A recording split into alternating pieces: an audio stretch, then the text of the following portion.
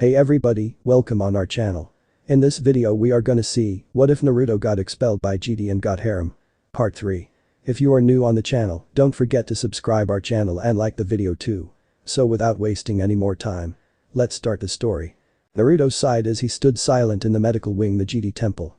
How long had it been since the invasion of Naboo? Ever since then, Naruto had been slightly depressed.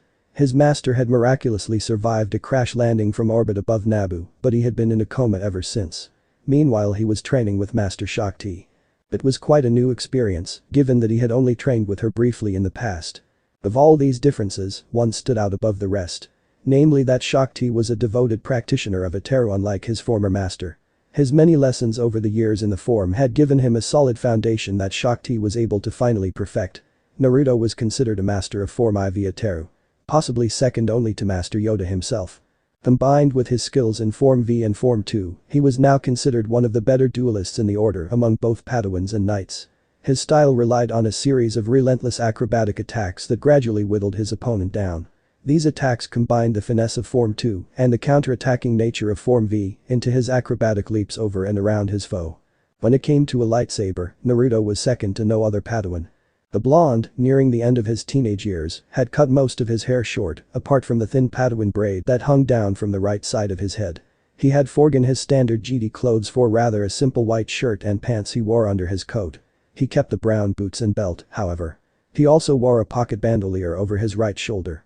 On his belt, he had also bore a shiny new blaster pistol. Obi-Wan had lost his lightsaber in the battle with Darth Maul, and so Naruto decided long ago to add another weapon to his arsenal, so the same thing never happened to him. His first instinct was to build another lightsaber, and he had learned the dual-wielding form of Ateru, but something just felt wrong, and so he returned the practice saber and bought a DT-93 heavy pistol. He hadn't necessarily needed it yet, but it still proved useful sometimes. On top of that, he was pretty handy with the thing. Naruto overlooked his comatose master in a special pod that simulated the atmosphere of his homeworld, so he did not require a breath mask. The hiss of the automated door opening interrupted Naruto's somber mood. "Naruto, we're late." Master Shaak spoke sternly as she entered the room. He chuckled nervously as he approached her. "Sorry, master. I was, well, you know." Naruto answered as she nodded in understanding before making him take a seat. "I understand how you feel, but Master Plo Koon will awaken soon. You must have faith in him and the Force."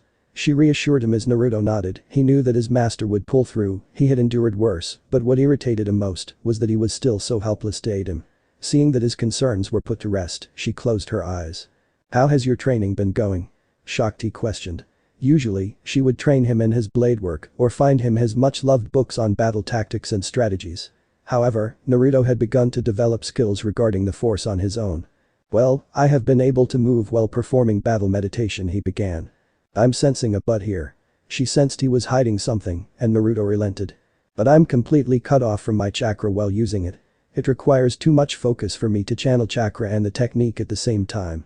So, I can't move nearly as fast. And using the Force for anything else but the technique is impossible." Naruto replied with a frown as Shaak raised an eyebrow. "And how is this bad?" she asked. She knew why, but everything you did or said was a learning experience when you were training under Master Shaak. "While everyone else around me is able to fight the good fight, I can only use my strength and skills as a human being. Not as a Jedi, not even as a former ninja in training. I can still use my lightsaber of course, but I can barely deflect blaster fire. I have to rely entirely on my eyes. I don't think I'll ever get to a point where I can use my other Force abilities or even my chakra while using it." Naruto tried to explain as best as he could. Shaak smiled at his determination. "Is that why you've taken to carrying a blaster? I am sure that, in time, you will find the inner peace that allows the Force to flow through you freely, even when you're using everything you have on your battle meditation. But for now, let us focus on regular meditation. You should hopefully never need to use that ability ever again. The days of galactic war have been over for a millennium." She replied as Naruto took in a deep breath as he began to meditate. Meditation had been another key aspect of his training under Shaak. It allowed him to be calm, to see possible visions of the future, and to further deepen his connection to the Force. As such, the chaotic days of the Padawans pranking were over. A couple weeks later. "Council this, council that," Naruto mumbled as Shaak slightly chuckled at Naruto's behavior. The council had called specifically for Naruto for a meeting. It seemed like Naruto was quite the talk amongst the council these days, given his recent and past achievements. Shaak even believed him to be almost ready for the trials. The two quickly made their way to the council chambers as the doors opened, allowing them to walk in. Thank you for coming on such a short notice, Padawan Uzumaki. Mace Windu started as Shaak Ti moved to sit in her chair, leaving Naruto at the center. Well, when the council calls, the council calls. Naruto replied as Shaak Ti chuckled at the blonde's attitude towards the meetings. After 11 years of him being in the order, most of the masters had simply grown to ignore the boy's casual disregard to council meetings. They somehow managed to shake their heads using only their eyes. Moving on, one of the senators has approached the GD order for help. Kid Fisto started, breaking the stare tension in the room. Our help? Who is this senator? Shaak Ti questioned, wondering what was it this time that the GD had to be involved in. The senator is Ohiru from the Pantora system. He claims that his life is under threat from a rivaling faction within Pantora. Mace Windu stated as Naruto blinked at that. Why does this remind me of the Mandalorian Civil War? Naruto muttered out as Yoda shook his head. The Civil War, this is not. These groups, working in the shadows they are. Yoda stated as many of the masters nodded. The GDs were no strangers to underground elements, as the Sith had apparently been working in the shadows themselves for over a millennium. Even now, one of the Dark Lords worked in the shadows to orchestrate the events on Naboo. The death of Darth Maul had confirmed that the Sith were in fact not as dead as the GDs had assumed. Your mission is to protect the senator and his understudy. Mace assigned them the mission as Naruto raised an eyebrow. So, it's a protection detail mission? Naruto questioned as Mace Windu nodded. Yes, but this is also an investigation. Master Shaak Ti and yourself will be assigned as official Republic investigators to protect and serve under the senator and his intern. Oppo Rancisis stated as both Master and Padawan looked at him with a mix of confusion and surprise. Oppo Rancisis might have been a stingy old bastard, but he knew talent when he saw it. Whatever Naruto Uzumaki's shortcomings were regarding the GD code, he made up for it by being a damned good GD nonetheless. Who questions, why me? Surely there are others that are more qualified for this mission. And second, I already have an active assignment, protecting the Queen of Naboo. Naruto questioned. Over the last 4 years, Naruto had been assigned to protect the Queen of Naboo here and there from other threats that might befall on her, including retaliation from the Trade Federation, who had somehow managed to vindicate Newt Gunray. The GD Council thought that it would be best that Naruto be given such a task, given that he was already accustomed to protection detail. Not everyone has fought in 2 conflicts of such scale and length in as short amount of time as you have. Although still young, your experience is invaluable regarding this mission. Master Kenobi is the only other GD with similar experience, but he is busy teaching his Padawan, Skywalker. I'm sure you will do just fine, if not better. Kid Fisto answered. Naruto slowly nodded. As for your other assignment, we have deemed that the active danger to the Queen has passed, and that assignment will be put on temporary hold. We have other GD that can take over should the need arise. Mace Windu stated as Naruto silently crushed, and just when he was getting to know Padme a bit more intimately as well. Gather all the things you deem necessary and meet me in the hangar. We leave today. Shaak Ti instructed Naruto, who nodded and ran off to gather his belongings. GD Temple dormitories. As he approached his room, he spotted a familiar figure standing outside his room. Siri? He spoke as she turned to look at him with a smile. Naruto, I was wondering where you've been. She spoke as Naruto stopped in front of her with a raised eyebrow. Now in her mid-20s, Siri's hair was no longer tied back into a ponytail, but was free-flowing and shoulder-length. The change in hairstyle came with the removal of her Padawan braid a year ago. She was a GD Knight now. Did you need something? He questioned her as he opened the door of his room, allowing for him to enter with Siri following. Nah, I was just seeing if you wanted to hang out, practice your saber work or something. Siri answered as Naruto shook his head as he began to gather whatever he needed. Sorry, but that's gonna have to wait. He said as she raised an eyebrow. What was that supposed to mean?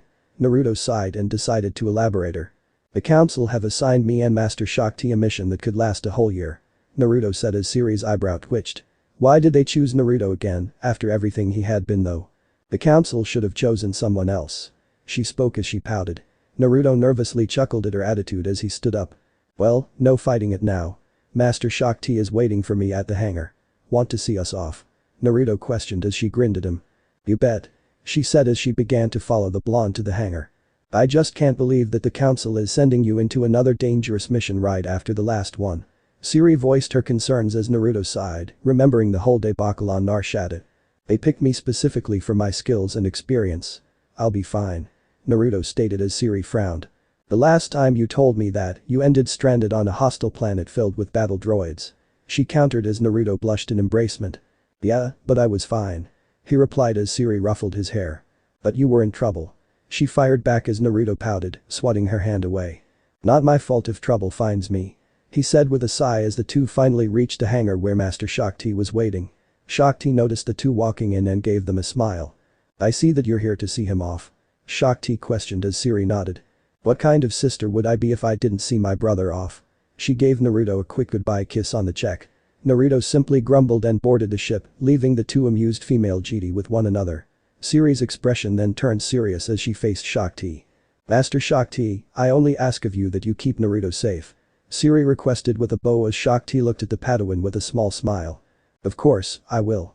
You still have quite the attachment with him, no?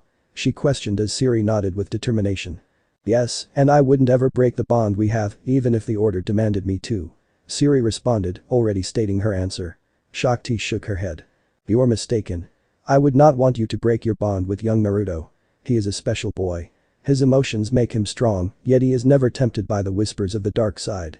That and he changes the people he has met, for example, you, Master Plo Koon, Master Kit Fisto, and to an extent, me. Shaak stated, much to Siri's surprise. Shaak had trained Naruto for a few months in the past and unknowingly had also created a bond with the blonde boy. In fact, I'm more worried that he's a danger to himself. His strong emotions have turned into a quiet strength, but I fear if he's ever angered enough, Shaak added solemnly. I see, Siri responded as Shaak laid a hand on her shoulder, causing Siri to look up at her. Rest assured, Naruto will be safe. I'll keep him out of trouble. Shaak reassured as she turned around and boarded the ship. It wasn't long before the vessel started to float up and shot out of the hangar, heading to the Pantora system. Siri could only hope that Shaak could keep her word, but then she began to giggle. Who is she kidding? He always gets in trouble. I wouldn't be surprised if bounty hunters blasted their way into the senator's office as soon as he entered.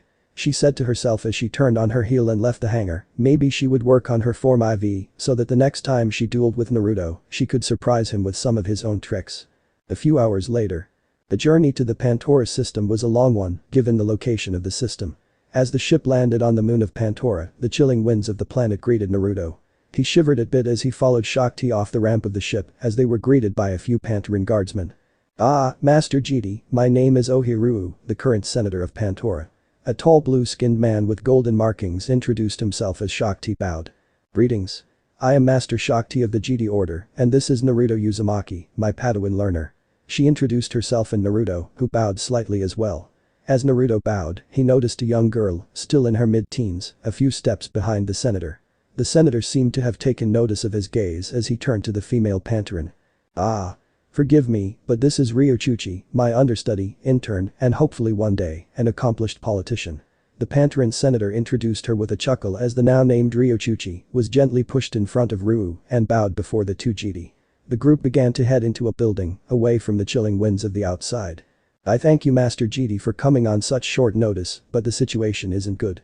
There have already been a few assassination attempts on my life and sadly on Chuchi's as well. She was rather lucky to survive the last one. The senator stated as they entered his office. Once they did, the senator took a seat behind his desk as the guardsmen stood at attention, flanking him. As you are aware, Master Jedi, my life, as well as the lives of those who have worked with me in the past, is in grave danger.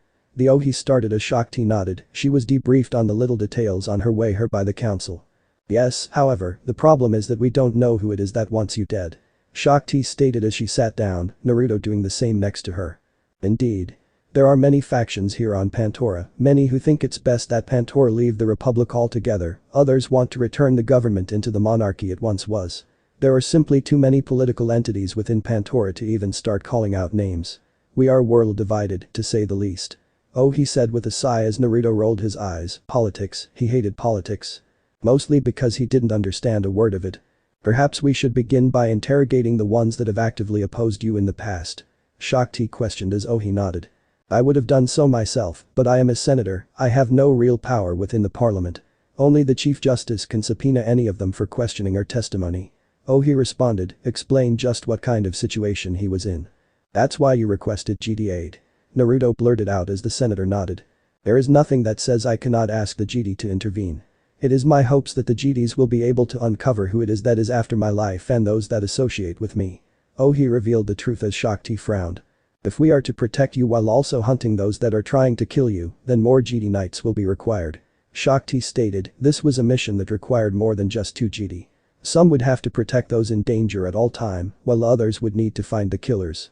With all due respect, Master Jedi, having too many of you around might cause those after the senator's life to be on guard.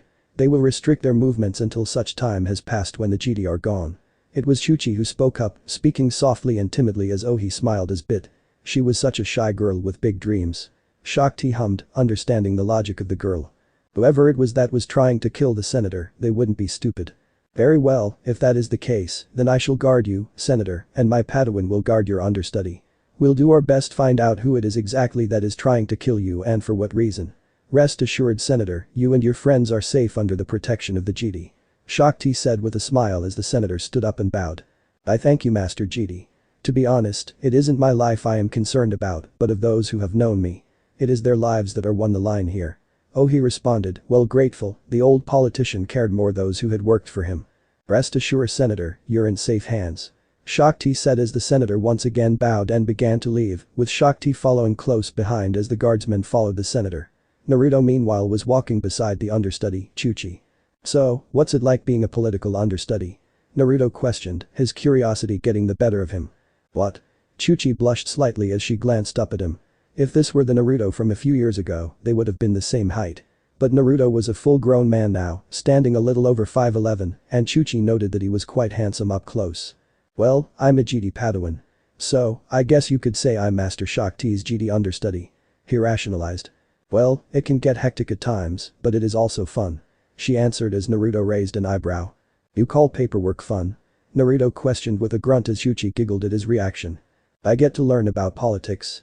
Chuchi stated as Naruto blinked before he remembered something. Oh yeah. I remember the senator said you wanted to become a politician. Naruto said as Chuchi nodded, but her mood had changed a bit. She seemed a bit depressed. Yes, she answered as Naruto raised an eyebrow. Is it something I said? He questioned as Chuchi shook her head.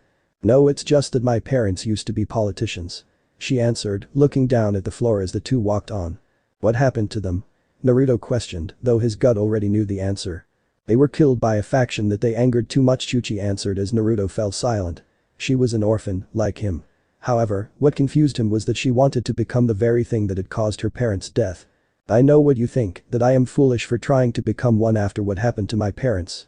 Chuchi spoke, tears gathering at the edges of her eyes. Naruto shook his head and gave her his famous fox-like grin. I think you're pretty brave for following your dreams, even knowing the dangers. Naruto stated as Chuchi blushed heavily this time, not used to getting compliments from someone as handsome as Naruto. Handsome and kind, he'd make a great husband someday. She thought as she stared at the blonde. She blushed as she shook her head. He was a Jedi. They weren't allowed to form attachments or have romantic relationships. Besides, she was too old for him, at least for the time being, maybe when she was older. No. Stupid. Stupid. She berated herself. This was just one of those fleeting crushes, right? Looks like we're there.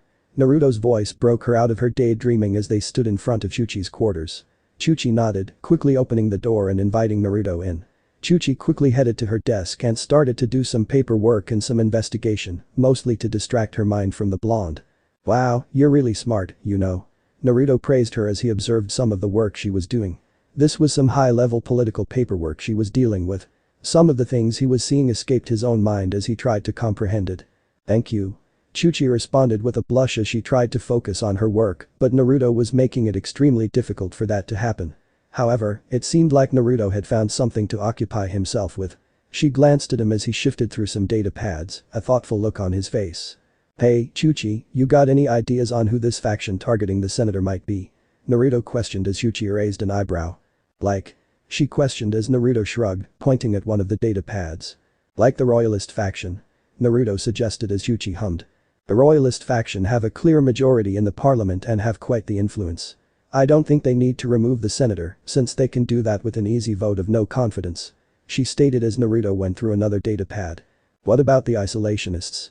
He questioned as Chuchi grabbed the data pad and went over the information. That is likely since they are quite unpopular. Not many want Pantora to end all trade with the Republic. But then again, they haven't used violence like some other factions. Chuchi stated as Naruto groaned in frustration. He sat down on one of the chairs and sighed. This is going to be harder than I thought.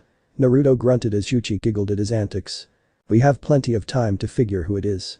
Besides, there are many political factions on Pantora. Chuchi stated. Naruto nodded at that. There were indeed many factions, some violent, others not so much. He yawned as he started to close his eyes.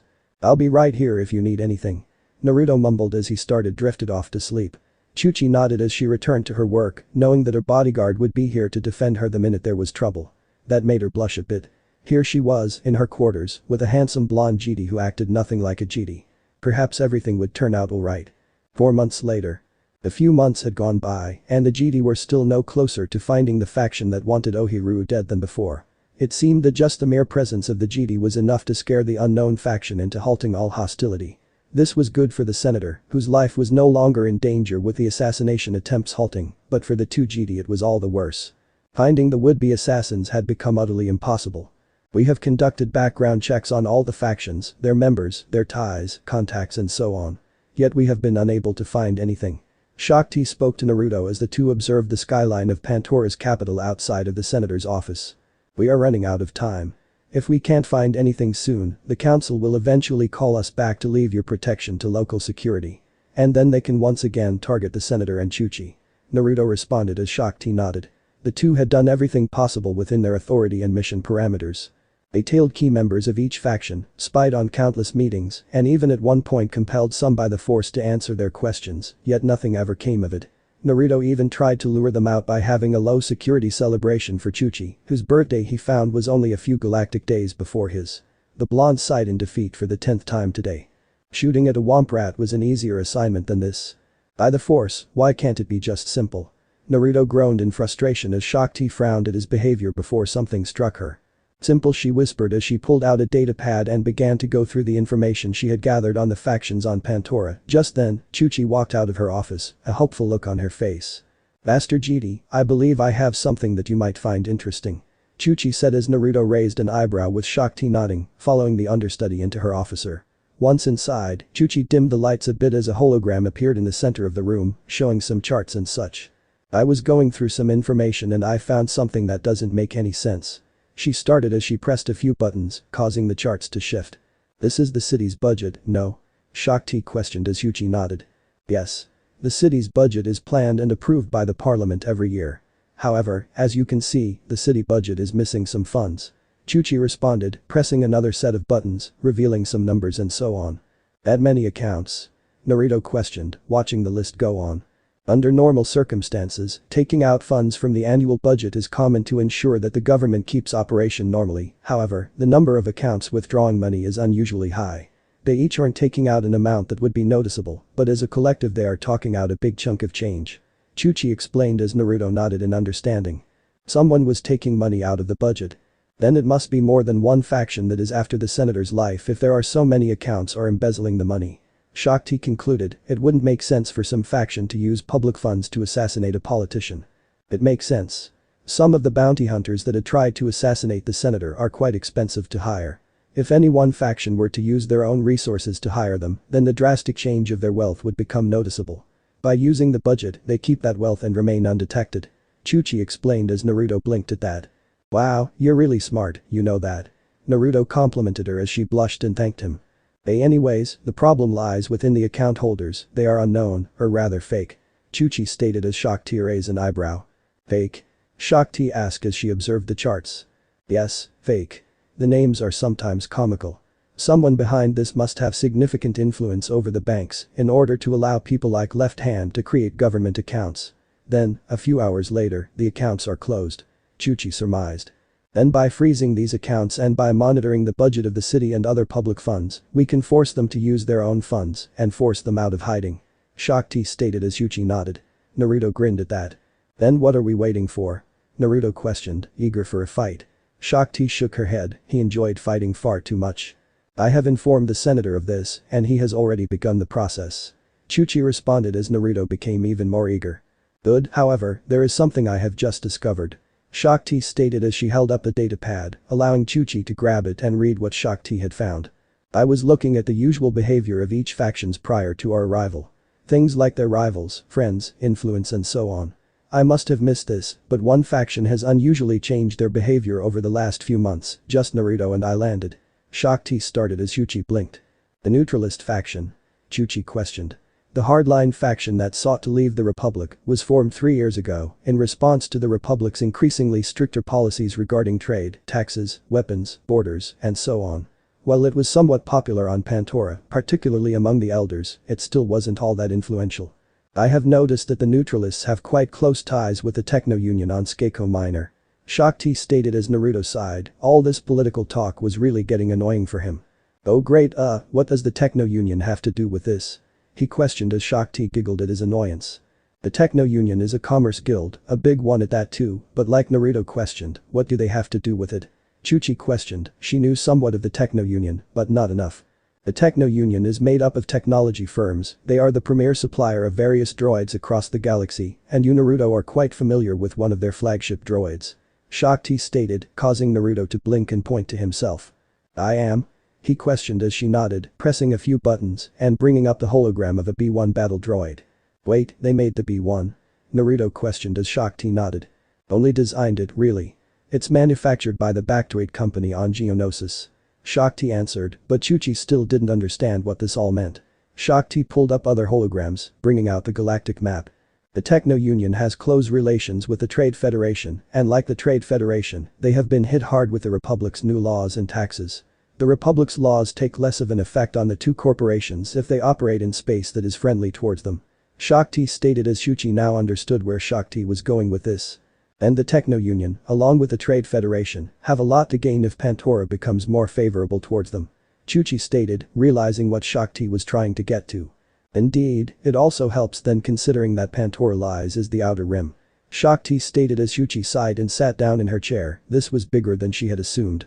So, the neutralists are paying the Techno-Union, who in turn are sending bounty hunters, mercenaries, and all kinds of pirate scum to try and kill the senator. Naruto questioned as Shaak nodded, it seems like Naruto did pay attention to some of her lessons. Slamming his hand on the desk, Naruto looked up with determination. Then we need to arrest the neutralists. He proclaimed as Yuchi shook her head. All of this is speculative right now, we can't arrest them without evidence. We don't even know their motive. Chuchi stated as Naruto sighed, politics was too much of a hassle for him sometimes. The senator isn't a neutralist. They probably want him dead so they can put one of their own in charge. Naruto said. It's simple politics that even I understand. That still doesn't make sense. The neutralists are a minority whose only real political allies are the ISO. Chuchi stopped mid-sentence, her mouth agape. The isolationists. Shaak finished. They're a bit more extreme, but it stands to reason that they'd be willing to compromise with the neutralists. But they're both minorities in the parliament, aren't they? Even if they're growing, at most they'd get 10% of the vote. The royalists and the liberals are the two major parties. They'd need the backing of one of them to come close to a majority. Naruto had unwittingly just solved the entire mystery. That's it. That's everything. Pantora of the royalist faction is the CEO of the Pantoran Royal Bank. Chuchi exclaimed. It'd be a cakewalk for him to create fake accounts hidden from their servers, transfer money to them, pay the bounty hunters, and then delete the account all on the same day. Then the royalists must have cut a deal with the neutralists as well. Probably to restore the monarchy. Shaak presumed. But even so, that only gives them a slight majority. The rest of the parliament would surely veto any measure to install a senator with separation from the republic as a key platform. Well, there were about a dozen accounts opened each day, right? But the money doesn't add up. They could have hired so many assassins than what you've had to deal with. Maybe some of the other members of parliament are being paid off. Naruto postulated. Naruto, you're a genius. Chuchi was suddenly ecstatic. I am? Naruto blinked. I mean, of course I am. He said proudly, having no idea what Chuchi meant. I thought it was suspicious that Congressman Poten's wife had such a nice new collection of jewelry. Chuchi continued.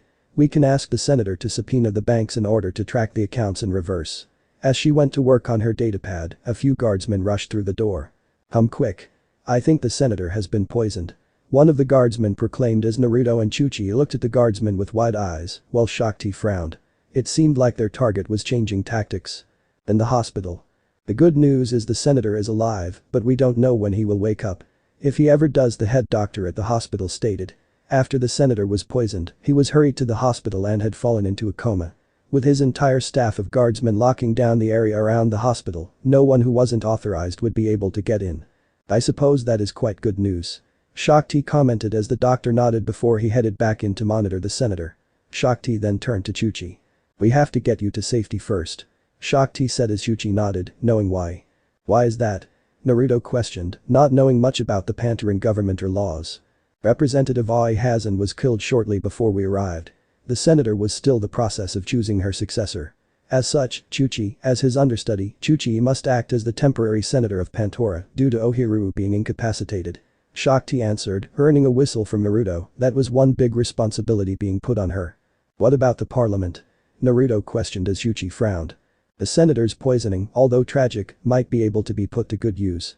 I can issue a state of martial law under the pretext of conspiracy against the Republic. This way, I can legally freeze all assets of the royal bank and issue warrants for the members of parliament wanted for questioning. Chuchi answered as the group, escorted by guardsmen, exited the hospital and heading back to Chuchi's office to inform the people of Pantora of the martial law. A few hours later. The response to the martial law was as predicted, the people were very unnerved by it, but most obeyed nonetheless, but the parliament was in complete chaos as the various politicians of the various factions debated on the legality of it all. This is a gross attack on the Pantoran constitution. What does she have? One of the politicians shouted out while others rolled their eyes. The senator was poisoned, that is a justifiable cause to issue martial law to find the culprits. One of the liberals stated, with the Pantoran constitution suspended due to the martial law, they saw an opportunity to undermine the parliament and enact laws to ensure the dominance of the royalist faction. However, this debate was putting those plans on hold. Gentlemen. We must appoint a new senator. Clearly the current one is in no position to represent the Pantoran people. One of the neutralists spoke, installing one would be easy for them, installing a neutralist would be even better. Ah. Her decree has all put paralyzed the parliament. With the constitution suspended, we have no power until such time has passed that the martial law has been lifted. Another bitter politician pointed out as the debate raged on. Outside the parliament building. The parliamentary building that housed the parliament was quite extravagant. It was large, with many steps leading up to it, and where the most esteemed politicians of the government went to carry out their elected duties. It was said that never in Pantoran history has a soldier set foot into the parliamentary building, but like they say, there's a first for everything. Gunships belonging to the Pantoran military was quickly dispatched to the parliamentary building on Chuchi's orders as acting senator. On board one of these gunships was Naruto, who was thinking back to the plan they had concocted. Flashback. You want me to lead a battalion of soldiers into the parliamentary building and arrest pretty much the whole parliament? Naruto questioned, wondering if he had heard right. Chuchi nodded at his question, with Shaak supporting her. From what I have been informed about you, you have more experience with leading soldiers than Master Shaak, no offense. Chuchi answered as Shaak waved her off. In fact, Shaak was very pleased with the experience Naruto had when it came to commanding others. Yeah, but that was one battle. Why not use one of the Pantoran generals? He questioned as Chuchi shook her head. They cannot be trusted. We don't know how deep this conspiracy goes. I don't trust the high commanders of the Pantoran military, as they could be secretly working for the wrong people. She answered as Naruto huffed in acceptance. He would lead the battalion into the parliament. This battalion of soldiers is actually comprised of senatorial guardsmen under my command. They are waiting for you outside by the gunships. Chuchi stated as Naruto nodded and headed off. The senatorial guard are handpicked by the senator from the various branches of the military. They are extremely well trained. So, you shouldn't have to do too much, Naruto. She stated as Naruto sighed. He grabbed his old GD robe and slipped it on over his simple outfit.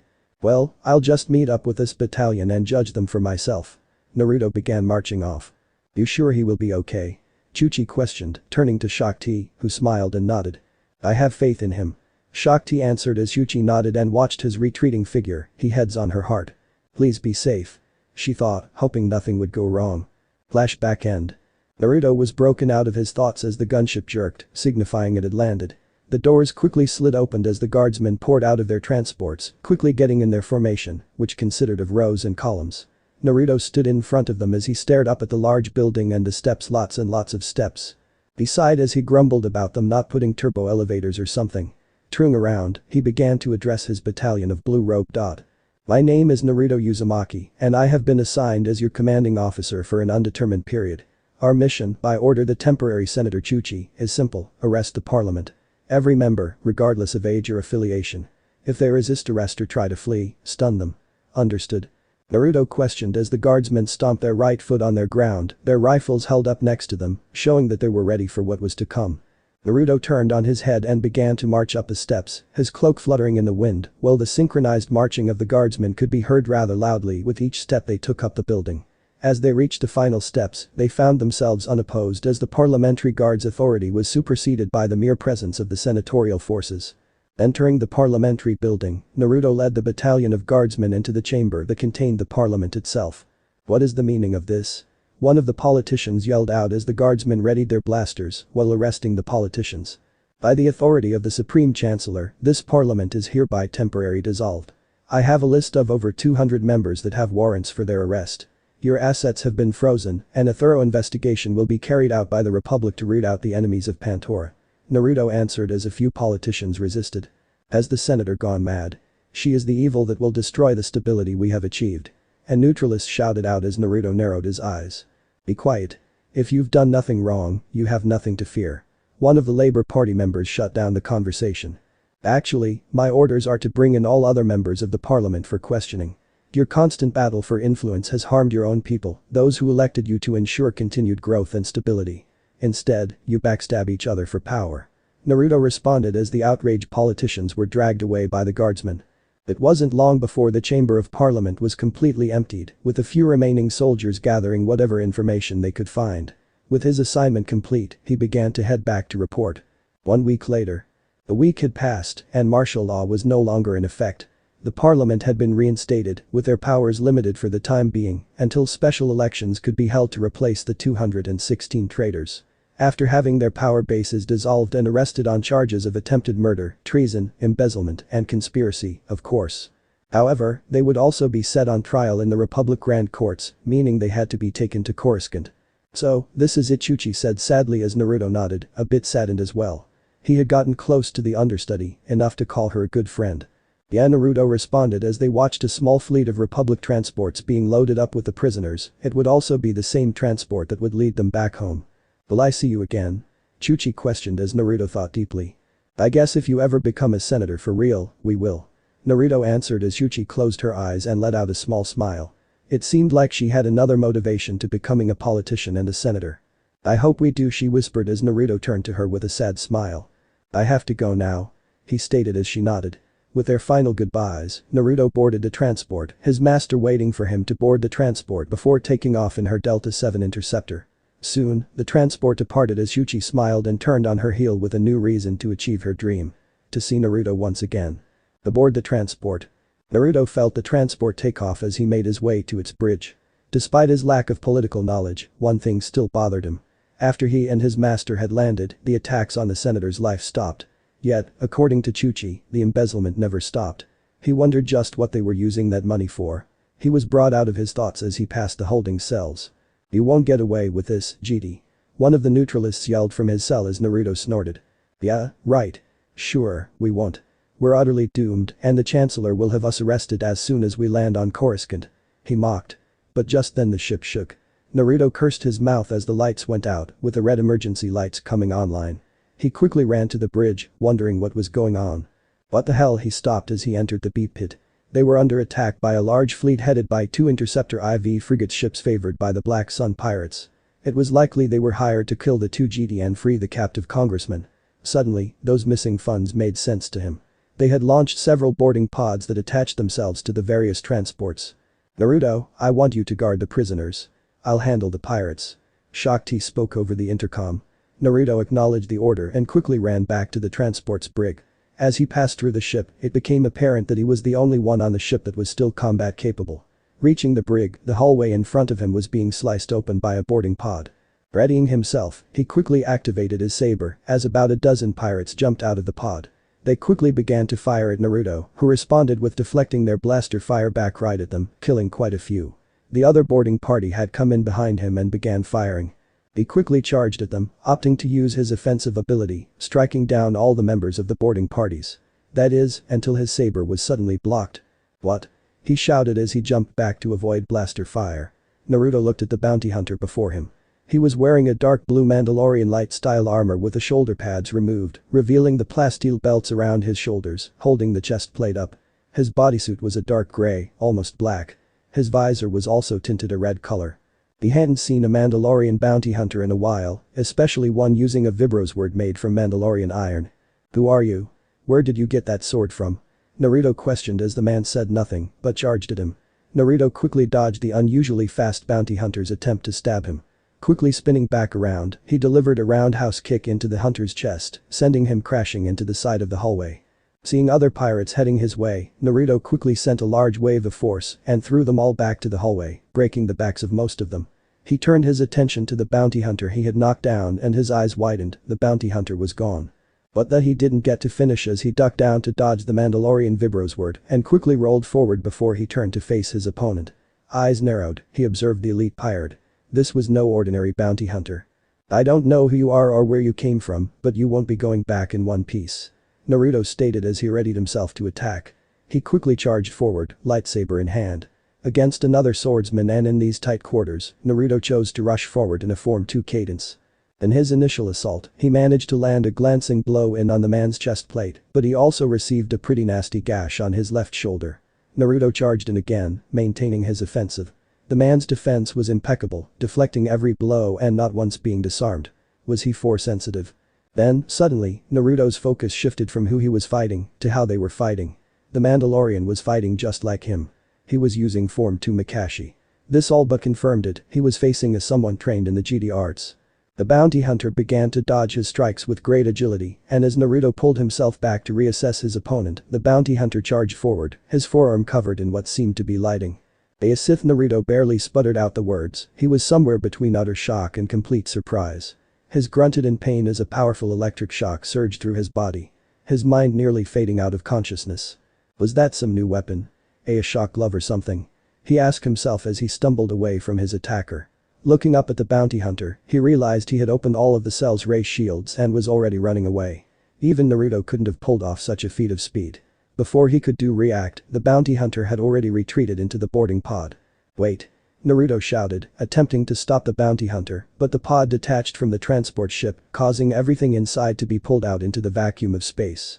Naruto too was being sucked out, but managed to grab onto a latch. However, the prisoners were not so lucky. All the prisoners to be pulled out screaming into the vacuum of space, suffocating them all. It wasn't long before the ray shielding came into action, stopping anything else from being sucked out. "Damn it!"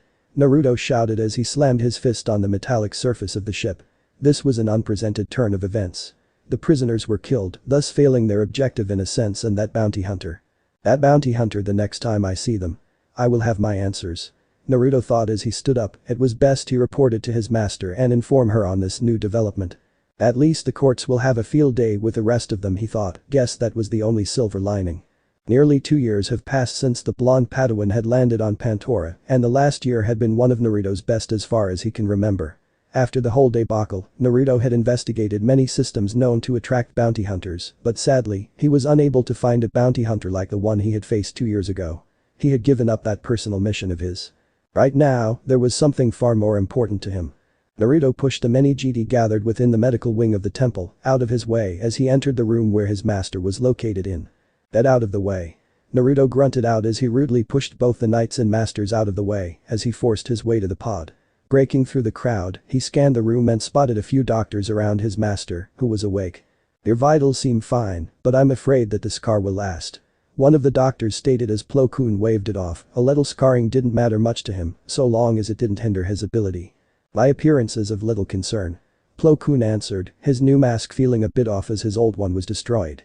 He would have to get this one adjusted a bit, but that would have to wait as his own eyes met familiar blue ones. "Master," he heard as the blue-eyed blonde rushed forward and embraced his Jedi master. Plo Koon blinked as he also wrapped his arms around this young man. "Naruto?" he questioned as Naruto backed away from their hug and replied with a grin that his master immediately recognized. "Who else?" Naruto said as Plo Koon chuckled while getting back up. As he did, he inspected Naruto a bit. The blonde Jedi's hair was trimmed a bit, but it was still spiky. His whiskers had become a bit more pronounced. Could this be the doing of the fox? He filed that in a way in his mind for later. "It seems that you have grown quite a bit, young Naruto," Plo Koon stated as Naruto nodded. "Yeah. You won't believe the crazy missions and adventures I went through with Master Shaak. They sent me on a mission to investigate these assassination attempts on Pantora and to mediate a conflict on Mon Cala," Naruto responded as Plo Koon raised an eyebrow. "You went on a political mission. Are you sure that this is the same Jedi Council we are talking about?" Plo Koon questioned as many of the more traditional masters would have thrown a fit about a Padawan having 3 Jedi masters, all of whom serve on the council. Naruto scoffed at that. It's the same council all right. Old man Rancisis was the first to oppose me going, but he actually came around, believe it or not. Naruto stated as Plo Koon hummed, just how long was he out? Naruto, how old are you? How many years has it been since I was in a coma? Plo Koon questioned as he looked at Naruto. He had grown quite a bit, far from the child he had come to know. Me? I'm 22. And my birthday is only a couple of months away too. So, I guess you were out for over 6 years. Yeah, it's about half of a year to the anniversary of the crash. So, 6 years and 6 months. Not sure if it was 6 days though, I didn't count. It'd be kind of ironic if it was. Naruto answered as Plo Koon's eyes widened. By the force, is that what a failed crash landing can do to you? I think it's safe you say that I need to practice my piloting skills. Plo Koon joked as Naruto smiled at the joke. Even after being in a coma for such a long time, he didn't lose his humor a single bit. Naruto suddenly hugged Plo Koon again. I'm just glad you're okay. Naruto started as Plo Koon sighed and tapped his Padawan's back. He knew how much Naruto cared about the bonds he had formed. He simply let it be and the two of them shared a moment. You've been like a father to me, you know that? Naruto questioned as he wiped his tears away. Plo Koon nodded, a smile on his face. Truly, emotions made Naruto stronger, not pull him to darkness, despite the creature he carried. Plo Koon stood up as he laid a hand on his Padawan's shoulder. Now then, I believe that the council will most likely summon me. It's best we get up to speed before then. Plo Koon stated as Naruto grinned as he wiped his tears away. Today was a good day. It'll be good to have you as my master again. Naruto said as Plo Koon walked slowly behind him. Don't get me wrong, Master Shaak is great, but well I've just missed you, you know. Actually, about that Plo Koon grunted out. Naruto looked up at him inquisitively as Plo Koon hummed slightly. Naruto had indeed grown up quite a bit and he was sure that he would become a Jedi Knight in no time. I'm not going to be able to be your master. I'm in no condition. Even right now, my body aches just from walking. Plo Koon stated as Naruto's eyes widened. This was not what he had expected. But why? Are you just going to pass me off to another Jedi master? Naruto questioned, a bit hurt by that statement. Plo Koon was like a father to him and for him to say that he was going to be given to another master didn't sit well with him. Plo Koon shook his head. On the contrary, you have learned all that I can teach you. There is nothing left that I can teach you and while Master Shaak has been a great master, odds are, she has also run out of things to teach you. Plo Koon reasoned. He didn't want to send Naruto to another master, far from it. He wanted to see the boy become a knight under his guidance, but for Naruto's own sake he had to. Naruto sighed as he thought over what he had just heard from his master. Call your friend Siri. You two are going to spar. I need to see if my hunch is correct. Plo Koon requested. Naruto quickly did as ordered, finding Siri within a few hours. The two began their duel in front of Naruto's master. Naruto was good. Very good.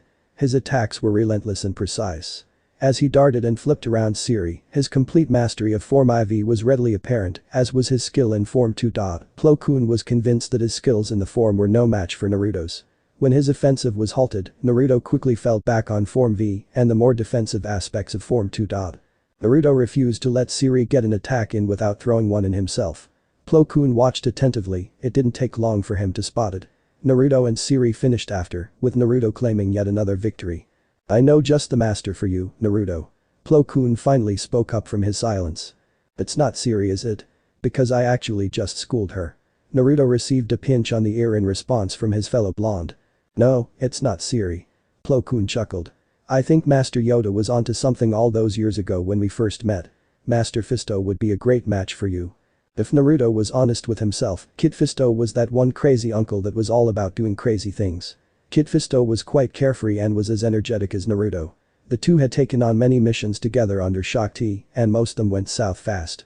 Not like Kid Fisto or Naruto minded, they were eager to dive into the action, but Kid Fisto had taught Naruto to be pies, observe, and gather information before moving onwards. The more you knew about the enemy, the better it was. Plo Koon surmised that Naruto could use more of this, but there was another reason for his choice. Your attacks are extremely predictable, Naruto. I could see them coming a mile away, and I'm sure Siri could. She just can't block them well enough because of your speed. But if you ever come across an opponent fast enough to keep up with you well, you're toast. Plo Koon explained while Naruto's face sunk. You quite literally need to go back to the basics. Master Fisto is an expert of Form I, and I think it would do you much good to learn an unpredictable form from such an unpredictable master. I'll ask him when we meet later if he'll take you as his apprentice, but I doubt he would mind if you suddenly knocked on his door tomorrow to show up for training. Naruto's master chuckled again. The temple guard came into the room and Plo Koon, knowing the reason he was here, followed him to the council chambers. Jedi council chambers, 1 year later. After Plo Koon had woken up, he had learned of what happened during the past years he had missed, and he was proud of Naruto. He had achieved no much in such little time. He was a seasoned commander, one of the best duelists in the order, and had a strong connection with the Force, one that rivaled even Master Yoda. Plo Koon had thought over that and had come the only conclusion he could. The Jedi Council had long theorized that the energy known as chakra should have suppressed the Force within Naruto, especially considering how much chakra he had. From what Yoda had told them about the people of Naruto's world, none of them held a tangible connection to the Force. Yet, Naruto had one of the strongest connections to the Force the Order had seen. For Naruto's people, they could not survive without chakra or the Force. It was still somewhat of a mystery. However, learning to balance between controlling his chakra and letting the Force flow through him had somehow managed to allow him to master both. It allowed Naruto to be a natural in the ways of the Force, and he was absorbing it all like a sponge.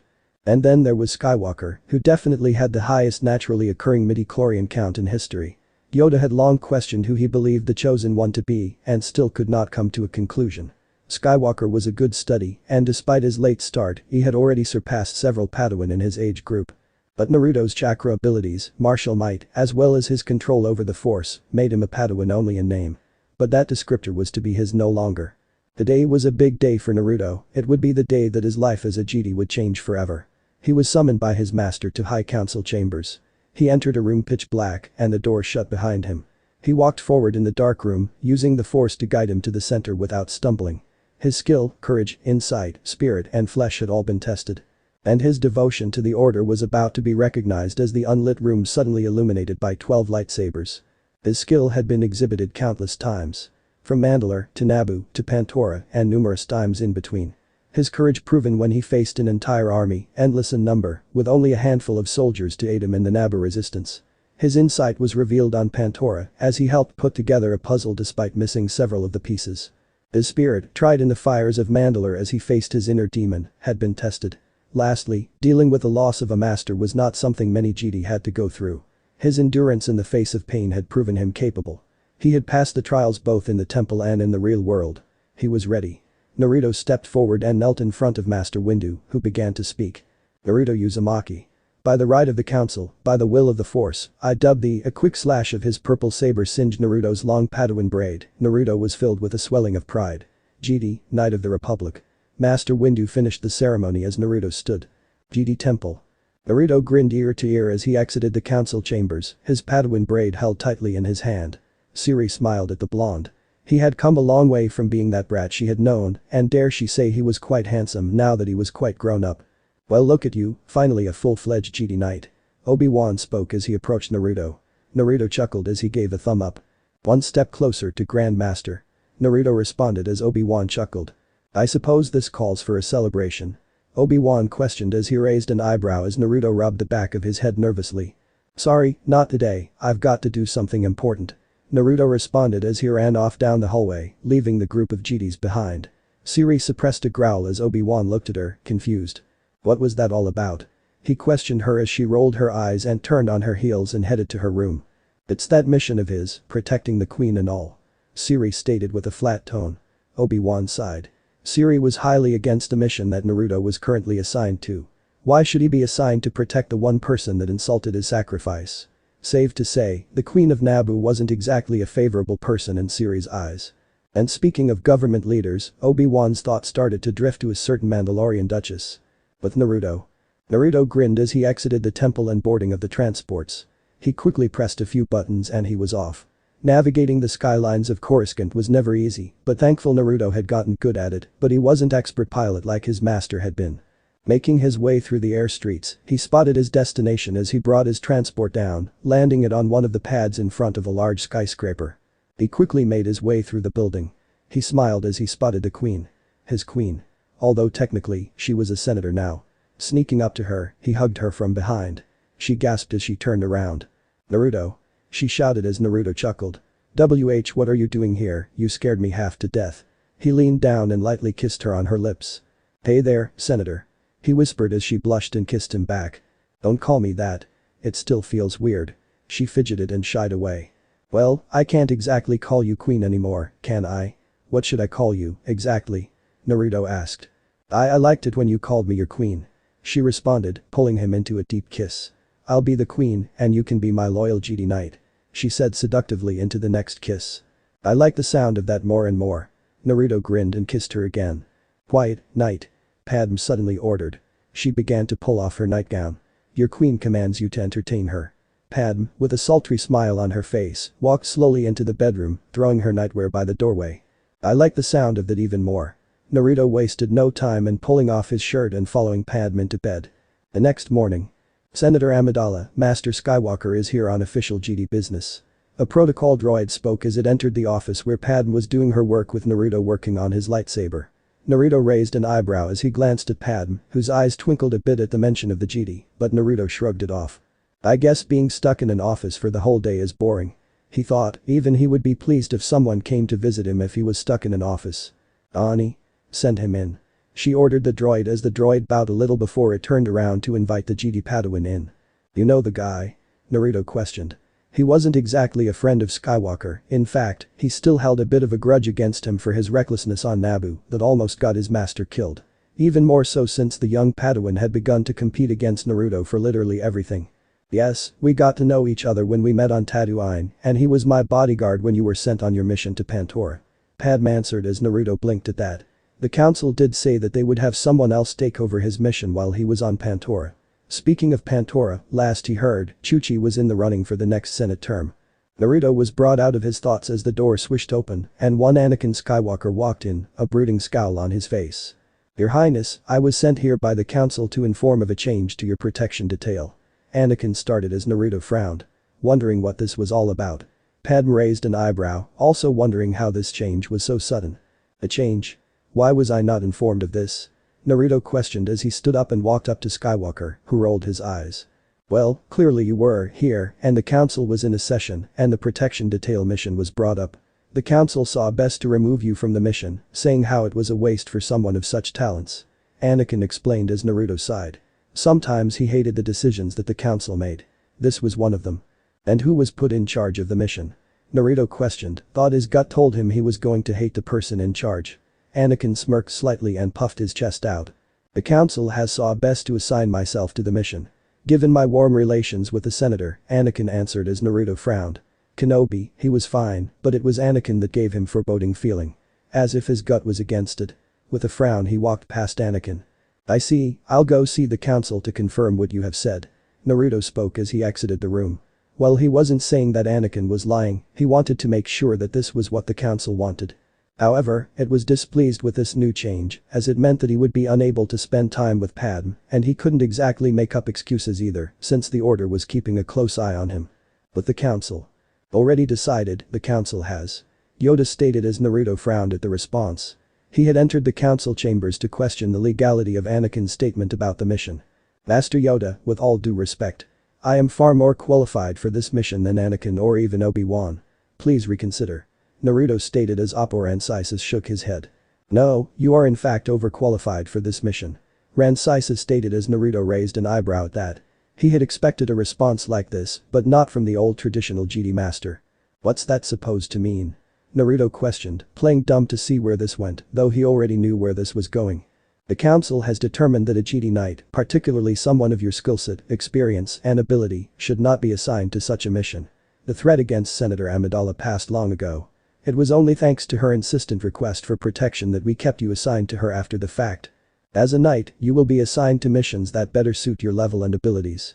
Mace Windu proclaimed as Naruto resisted the urge to growl. Yes, this was all good and all, but this meant less time, if any, with Padme. And what will these missions consist of? Leading a band of rebels to freedom. Naruto joked as the Mace Windu shook his head with a slight chuckle. Let's hope not. Most of the missions we have for you are escort or diplomatic missions that have the chances of going south if you will. You will be taking on most of these missions alone. But some of the more elaborate and hostile situations will require a master's touch, and so Master Gallia has kindly volunteered to mentor you in these particularly tricky political endeavors. Mace Windu explained as Naruto nodded and grinned at the prospect of going on missions with Master Adi Gallia. She was Ciri's master and he had worked with her in the past. He wouldn't mind it one bit to go on it again. If that is what you think is wise, Naruto grumbled as he bowed and left the council chambers. Try as he may, this was one thing that the council would not go back on. Logic in his present situation worked against Naruto. In his quest to become a knight, he had become overqualified, and thus seeing the young senator would become monumentally more difficult. He sighed as he walked through the chambers, that is until someone noticed him. "Naru," he heard as he looked down at the tween Togruta and smiled. "Ashoka, how many times have I told you about calling me that?" He questioned as the youngling giggled, knowing that Naruto did not like being called Naru. "A lot, but your name is Naru to me, you should just go ahead and change it already." She answered as Naruto rolled his eyes and ruffled her headtails, causing her to giggle more. Naruto smiled as he looked down at the youngling. She was like a younger sister to him, and he had passed down his mantle of prank master to her. It was something that he cherished, like his relationship with Padme and his surrogate family, Siri, Plo Koon, Shaak, Kit Fisto, and many others he had gotten to know. "Shouldn't you be studying?" he questioned her as she pouted at the question. "No. Studying is so boring. Besides, you never studied and look what you became, a Jedi Knight," she answered as Naruto chuckled nervously. "Oh? Did little Naru dodge his studies?" Naruto heard someone whisper in his right ear as he jumped a little in surprise and turned to find a chuckling Siri. "What did I tell you about calling me that?" Naruto questioned, a light blush settling on his cheeks as Siri chuckled at his reaction. "To not to," she answered as Naruto nodded. "Ahsoka, you are not to hang out with this mean old lady any longer." Naruto put on a sardonic face. Siri scowled in return. "Old, I just turned 30 last month." Siri responded, agitated. "Hey, remember.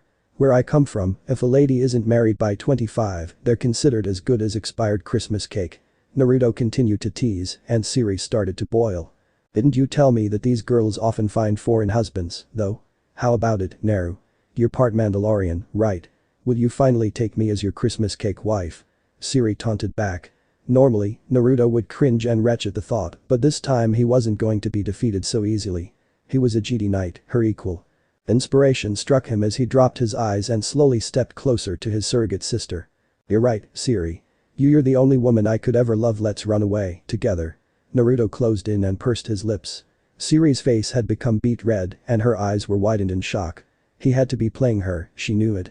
But as Naruto leaned in, her lips instinctively started to pucker to return the kiss. "Well, it seems that you two are having fun, Naru." Someone spoke from down the hall, causing him to jump in surprise again, this time it was his former master. His face turned just as red as Siri's, but he managed to work through his embarrassment from the annoyance of hearing his nickname. "Not you too," Naruto cried out. Plo Koon only chuckled in response. "Forgive me, but only I came to get Ashoka for her classes. Just be sure to head back to your rooms before you two go any further," Plo Koon stated as Ashoka whined about being dragged away to study. "Naru, help me," she cried out as Master Plo Koon dragged her away as Naruto's sweat dropped in embarrassment. This was turning more tense by the minute. It wasn't long before Plo Koon and Ashoka were out of his sight as they rounded a corner, leaving Naruto and Siri alone in the hallway, the atmosphere so tense you'd need a lightsaber to cut through it. "Ah, you know I was joking, right?" Naruto turned to Siri. "Oh, yes," Siri responded, still flustered by their near kiss. "So you want to go out for something to eat?" Siri questioned as Naruto thought about it before shrugging. "Sure, I haven't had something to eat in a while." Naruto agreed awkwardly as the duo went off to find a good place to eat. Obi-Wan often talked about this place a friend of his ran. "Dex's Diner. Here you go. One house special for the newest Knight of the Order." Dex spoke with laughter and he set the food down. Dex had become quite the friend to Naruto, as Naruto had more or less made frequent visits to Dex's Diner. "Thanks, old man." Naruto thanked the man with a grin, who chuckled and headed back, he had other orders to work on. "So, how's knighthood treating you? Now that it's official, I mean." She questioned him as Naruto sighed. "With all the responsibility and being a proper role model for the younglings and Padawans. Boring." He answered as he shoved a spoonful of whatever it was he was eating into his mouth. He would much rather spend his time with Padme going on an exciting mission or two. He hated doing nothing. "Really? I thought you would running around, yelling out I got promoted." She teased him as he rolled his eyes. Taking a bit of the foreign food she too was eating. "Do you really have so little faith in me?" he questioned as she laughed at his response. "It's not that I have no faith in you, it's that I know all that is there to know about you." She answered with a smile as Naruto hummed, did she really know all about him?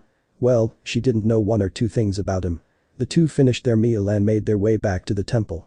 As the two were leaving the hangar bay, they were cut off by Master Kit Fisto. "Ah, Naruto, just the person I was looking for." Kit Fisto spoke as Naruto raised an eyebrow. What did Master Kit Fisto need from him? "Do you need something, Master Fisto?" Shaak questioned as Kit Fisto approached the two knights. "Not really. I was actually heading out on a mission soon and was wondering if you would be interested in coming. Kit Fisto answered as Naruto let out a grin. Oh, I'm interested. He tapped his lightsaber. His action was quickly put to rest when he felt pain on his head. If he's going, then I am as well. Siri stated as she withdrew her fist, letting Naruto nurse his injury. Kit Fisto chuckled at the display and nodded. 3 GD wouldn't hurt, it should increase their odds if anything. Very well. Meet me back here in about 2 hours. Kit Fisto ordered as he headed off to a new direction, leaving the two knights to bicker amongst themselves. A few days later. Naruto blinked as he felt an odd disturbance in the force. He frowned as he tried to locate this disturbance, but failed. It was as if a shift had occurred within the force, one that unnerved him. You okay? Siri questioned as the two walked through the corridors of a ship. Master Kit Fisto and the two knights were assigned on a mission to investigate the disappearance cargo ships within the mid-rim. Currently, they had boarded a ship whose distress beacon had recently been activated. Yeah, just something seems wrong. Naruto questioned as Siri raised an eyebrow, wondering what that meant. However, she quickly pulled Naruto down as a vibroblade flew over the two. Maybe that's what's wrong. Siri snarked as she pointed at a few bounty hunters. Naruto rolled his eyes at them. Bounty hunters? Why does always have to be bounty hunters? He questioned as he activated his saber, Siri following his action as the two found themselves deflecting blaster fire. Siri quickly charged forward, deflecting blaster fire as she got closer and closer to the bounty hunters. In less than a few seconds, she was upon the first hunter, slicing his blaster in half and quickly slashing him across the chest. Dodging an attempt on her life from her right, she pivoted on her foot and delivered a roundhouse kick to the bounty hunter. With the helmet completely crushed, he was sent crashing back into the wall. Too slow. Siri commented as she jumped over the last foe that tried to stab her. She quickly slashed the bounty hunter's jetpack as she landed behind her, sending the woman into the air as her pack malfunctioned before it exploded. Siri took a deep breath as she observed the downed bounty hunter. Wow, hate to be that guy. Naruto stated as he pointed to the one who got kicked in the face. He could see blood leaking from the poor man's helmet. How hard could Siri kick? Siri she kneeled to the one she killed and tried to find anything on him. Maybe they're being paid to hijack ships. Naruto reasoned as she himself went through the downed bounty hunters. Nothing. All they had were armor, blasters, thermal grenades, and other weaponry. If so, then who? The Huts or any pirate organization would just do it themselves. Siri questioned as she hummed, trying to find a clue. However, she was broken out of her thoughts as the holodisk beeped. She pulled it out and activated it to reveal Master Kit Fisto. Master? Naruto questioned as Kit Fisto frowned slightly. I want you all to report to the bridge at once. It seems the disappearance of these ships is not the work of common thieves. Kit Fisto stated as the two knights nodded and quickly ran off, heading towards the bridge of the ship. As they did so, the ship was all but abandoned. No sign of the crew anywhere, no signs of resistance. Nothing. It was as if they had vanished into thin air. But that did not explain the bounty hunters. Entering the ship's bridge, they spotted Kit Fisto going through the logs. Did you find a clue? Naruto questioned as Kit Fisto slightly nodded as he beckoned the two to walk up to the hologram of the galactic map. This ship was traveling along the Hydian Way. Kit Fisto answered as Siri raised an eyebrow. What does that have to do with anything? She questioned as Kit Fisto further zoomed in on the map to show the colony's region of the galaxy. All ships that have disappeared were traveling along the Hydian Way, within the mid-rim. Furthermore, they all disappear near planets like Rindili, Humberine, Talasia, and as far as Antor. These ships are not being stolen by pirates, it's far too organized for pirates. Kit Fisto stated as Naruto pointed at the map. So, what? Some organization is stealing from cargo ships. For what purpose? Naruto questioned. The cargo and the ships themselves weren't stolen, so it wasn't wealth or the ships that were valuable. The crew? Siri questioned as Kit Fisto nodded. The crew of every ship that has been found was missing. Kit Fisto stated as Naruto hummed at it, wondering why only the crew was missing. Could it be the Trade Federation? Are they setting up another blockade? Naruto reasoned, wouldn't be the first time the Trade Federation tried something like things, and given Naruto's experience with them, it was a safe assumption. No, for once the Trade Federation is innocent. Quite a few of their ships have also been targeted and later found with the crew missing. Besides, the Federation has no need to kidnap a ship's crew, Kit Fisto reasoned. Why would the Trade Federation attack ships for crew members? Most of the Trade Federation ships were operated by droids, so the crew was not an issue. They also had a large trade network, meaning they were quite wealthy. I wasn't able to find any information on the bounty hunter, but I did find this. Siri spoke up as she brought out an old-looking currency. Kit Fisto took the old currency and inspected it and frowned. The currency was old, most likely obsolete as the Republic credits was what the galaxy used. This used to be the currency of Zeria. Kid Fisto stated as Naruto growled. Zerians? Those slaving bastards. Naruto questioned, already understanding what happened to the crew. Zerians were a people notorious for maintaining one of the largest slave rings in the galaxy. It was a far cry from their massive slavery operations of old, but once slavery had been outlawed by the Republic, it crumbled. They had since built up a modest racket since, but it hadn't been much of a concern until now. If it is the Zerians, then what are they doing all the way out there? Siri questioned. The Zerian hated the Republic and the Jedi for interfering with their business, but for them to venture this far out. Something was up. I think it's safe to say that the Zerians are the responsible party. They must be ramping up their slavery operations once more. Kid Fisto reasoned as he turned around, the two knights following him. What now? Naruto questioned as they walked down the corridor of the ship. For now, we report back to the council. From there, the council will determine the next course of action. Kid Fisto responded as the two knights nodded. This was a situation that required their attention urgently. Back on Coruscant. Adam sighed as she worked on the paperwork. It hadn't been long since Naruto had left and Anakin had taken over the bodyguard mission. Look, I'm just saying that you need to break up with him. Anakin argued as Padme looked up at him with a raised eyebrow. It's not that easy. Padme stated as Anakin rolled his eyes and walked up to her. If you don't know, it will only be worse. For both of you. He could get expelled. Anakin reasoned as Padme set her pen down. She and Naruto had been in a secret relationship for quite a while. While she liked Naruto, she felt that a relationship with him was starting to crack with how often he was away on missions. When Naruto was sent on the Pantora mission, she and Anakin had started becoming quite close. It's not that easy. I have been with him for years and to simple just break it off for no reason. Padme responded as Anakin sighed this time. Anakin was a powerful Jedi. He was talented, if a slow learner. All the praise had already gotten to the young Padawan's head, putting him in direct competition with the only other Jedi who was said to exhibit the same level of talent as him, Naruto. Anakin saw everything as a competition with Naruto, be it saber work, the Force, intelligence, anything. Anakin wanted to be the best, after all, he was the chosen one, yet Naruto had always outdone him. That blonde Jedi had ascended to such great heights in such a short amount of time. His name was well known from Jedi and politicians to the bounty hunters afar his head. This did not sit well with Anakin. Thus, everything Anakin did, he tried to outshine Naruto. Anakin had become a far better pilot than Naruto, and his natural connection to the Force was stronger, but Naruto was more skilled with a lightsaber and the Force. Anakin chalked it up to experience, and he would close the gap soon enough. Not to mention the fact that getting closer with Padme would not only make him happy, but it would also stick it to that blonde. What's so complicated? Just break up with him, simple as that. Anakin reasoned. He didn't understand why she was so unsure of herself. Walking up to her, he smirked as he leaned down to kiss her. Padme leaned in as the two kissed. The two didn't even know that their actions would have serious ramifications for the galaxy at large. Jedi Council Chambers, 1 week later. Troubling, this is. Yoda hummed out as the council was gathered to discuss the findings that Master Fisto and the two knights have found. If what you say is true, then the Zerians are reverting back to their old ways in a big fashion. Mace Windu stated as May mumbled at that. Not only that, but this in turn breaks the treaty that the Zerians signed with the Republic. Master Rancisis stated. The treaty that the Zerians had signed with the Republic was overseen by the Jedi Order. For the Zerians to so brazenly disregard that treaty, that would be a slap to the Republic, but also a serious blow to the Order's ability to maintain such treaties. Then we are in agreement. We should prevent the Zerians from building up a new slave empire. Master Kid Fisto questioned as many nodded, the Zerians had to be stopped. If the Zerians were to become too powerful, the Republic would have another Hutt space situation on their hands. The Jedi would not let another Hutt-like situation come to be. That may be true, but the Republic is not what it once was. Master Shaak spoke up, surprising many, even Naruto. Was she saying that the Zerians be left alone? What do you mean?